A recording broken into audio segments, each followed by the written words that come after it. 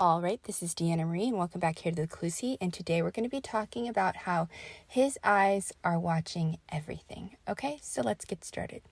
All right, today's Bible reference is going to be 1 Kings chapter 21, verses 20 through 24. So open up the Bible and get in the Word. You guys know how I am. I always say that. I want you guys praying and listening to what He has to say to you too. Listening to me on here is great, but also He wants a personal relationship and He wants to talk to you too, okay?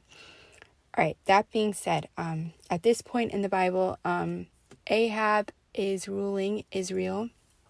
Okay, it's after Solomon and King David and stuff like that, couple kings down, and he marries Jezebel, who ends up being the most wicked woman, probably one of the most wicked women that's ever existed on this planet. And right before we get to this part in the Bible, which is basically God sending a prophet to condemn Ahab and Jezebel, they're going to get theirs for all the evil and all the bad things that they've done to all these people. Right before that happens, Ahab looks out and he sees a vineyard, like a farm, some land that he wants, and he wants it. But somebody else owns it. And so he pouts about it. And his wife, Jezebel, comes in and says, "What are you pouting about?" And he tells her, and she said, "I don't understand the big deal. Kill the guy, take the land, and be done with it. No consideration towards the other person. Not even thinking like, hey, he's a king, she's a queen. Maybe they have enough. Maybe they don't need that man's land. But they wanted it. He listens to her. They kill the guy, and then they just try to walk away like they didn't even do anything, destroying. And they were destroying all types of people's lives all over the country during that time period, and being disrespectful to God too. They were warned time after time after time, don't do that stuff, don't do this, don't do that. Well, at this point, the prophet comes in and he enacts this judgment. Basically, he says, God says, you're going to die like this. Jezebel was disrespectful and she did this, so she's going to die like that. That's it. It's done. And the next chapter, that is what starts to happen. All of God's condemnation, all of the things that he pronounced judgment on those people starts to happen. So what does that mean for you? Sometimes, and I have a feeling that I think the man's, the land that got taken from the man, his name was Naboth. I'm sure that Naboth's family thought, man, how does a king and queen, how do they act like that? How do they behave like that? They steal, they lie, they cheat, they kill, they murder, they don't care. They pretend like they're following God this way, they're serving their gods over here. How do they get away with doing stuff like that to other people? And I need you to understand that they weren't getting away. Nobody gets away with anything here. God sees it all going on. He sees everything. Now, I always tell you, you can ask him why sometimes when bad things happen. Why do these things happen? It doesn't mean you're going to get an answer.